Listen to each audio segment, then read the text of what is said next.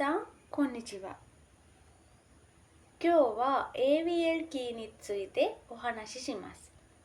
このビデオでは ABL キーとは何か、なぜ特別なのか、そしてデータ構造とアルゴリズムでどう使われるのか見ていきます。それでは皆さん、一緒に ABL キーを楽しんで学んでいきましょうね。まず、ABL ツリーとは何だと学びましょう。ABL ツリーとは、1962年にアダソン・ウェルスキとランディスによって発明された自己並行型二分探索キーです。挿入や削除のたびに実行でバランスを調整します。では、どうして ABL ツリーは必要ですか？知っていますか？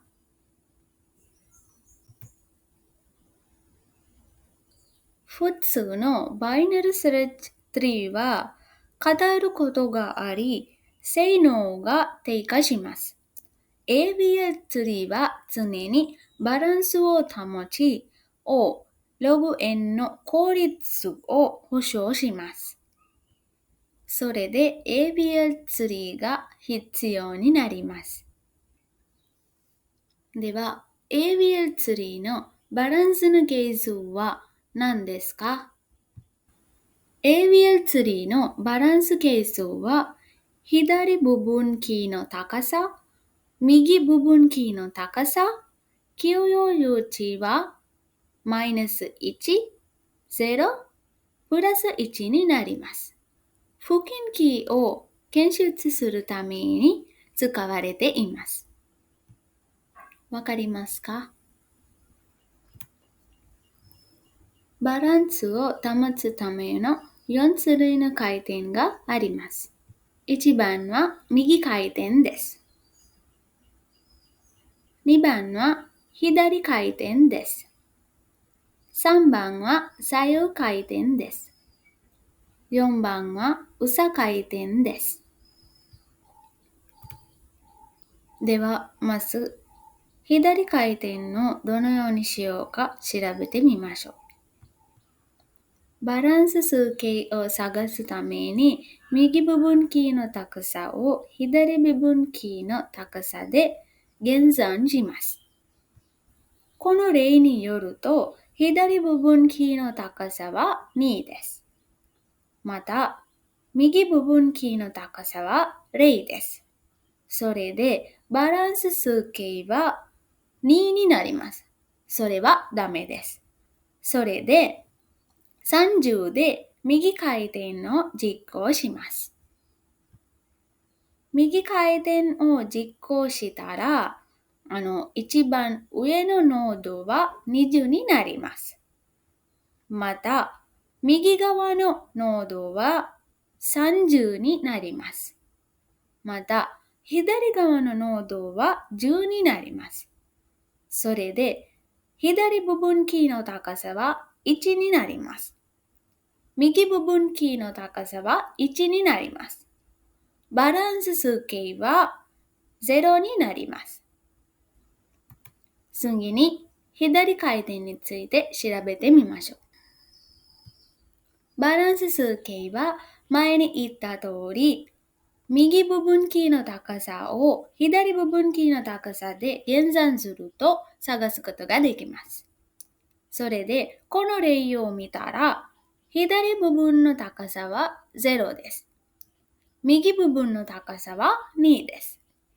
それで、バランス数形はマイナス2になります。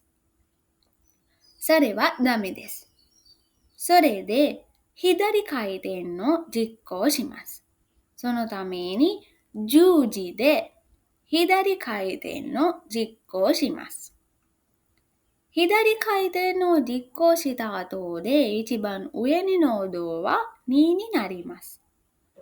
それで、左側のノードは十字になります。右側のノードは30になります。左部分キーの高さは1になります。右部分キーの高さは1になります。それでバランス数形は0になります。それは正しいですね。ここで左右回転についてお話しします。バランス数形の探し方は前に言った通り同じです。この例を見ましょう。サブツリーの高さは次のようです。30の左の項は10です。10の左の項は0です。それで高さは0です。10の右の項は20です。高さは1です。10のバランス数形は0からマイナス1を厳選したらマイナス1になります。30のバランス数形は2から0を厳選したら2になります。これは左右のアンバランスです。30の左項は10は右肩よりだからです。それではこれはどのように修正しましょうか。まず10を左に回転します。それの意味は20が30の新しい項になります。次に30を右に回転します。それの意味は20がルートになります。それは正しい方です。修正の後で一番上のルートは20になります。20の左側の項は10になります。右側の項は30になります。わかりましたか？それでは最後の回転方、右左回転についてお話ししましょう。バランス数形を探し方は前に言った通り同じです。では、まずサブツリーの高さを探してみましょう。上の右の項は30です。30の左の項は20です。高さは1です。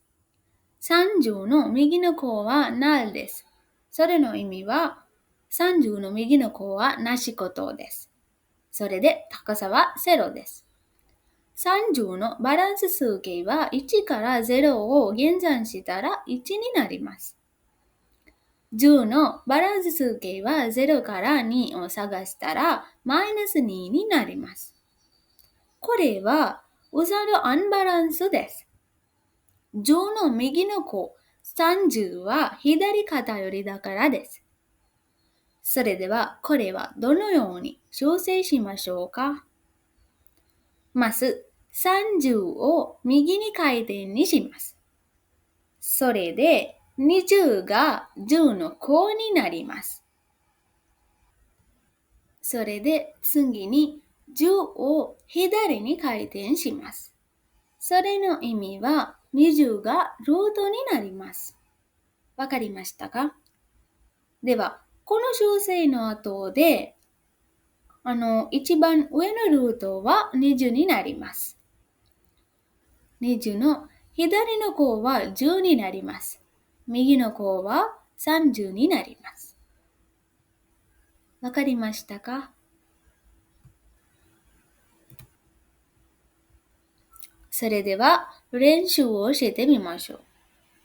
その30、20、10に4つの回転方をした後で出力結果はこのようになります。それでは自分で試してくださいね。その後、この出力結果と比較して正解は正しいか分かっていきましょう。このスライドで ABL ツリーの操作についてお話しします。ABL ツリーは挿入、削除、検索をサポートし、常にバランスを保ちます。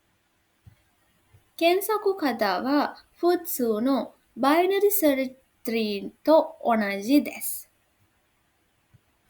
挿入するという意味は、ノードを挿入してからバランスを調整することです。削除することは、ノードを削除した後でバランスを調整することです。次に、ABL ツリーの利点についてお話ししましょう。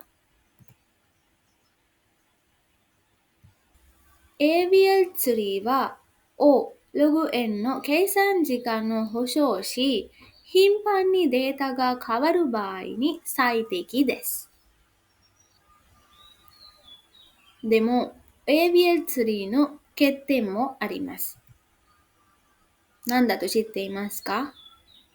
ABL ツリーの欠点は、回転処理の実装が複雑で、普通のバイナリスイッチツリーよりオーバーヘッドが大きいです。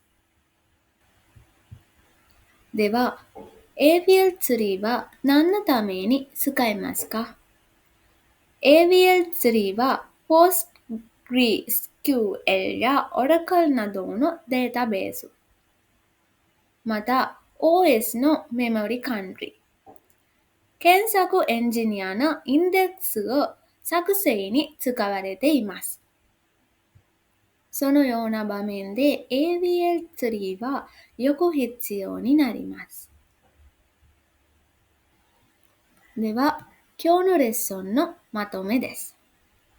ABL ツリーとはバランスの取れた二分検索キーです。回転によりバランスを維持します。また、挿入、削除、検索などの操作が高速です。今日のレッスンの中で何か質問がありますか？質問があったらぜひコメントしてくださいね。私はぜひお答えします。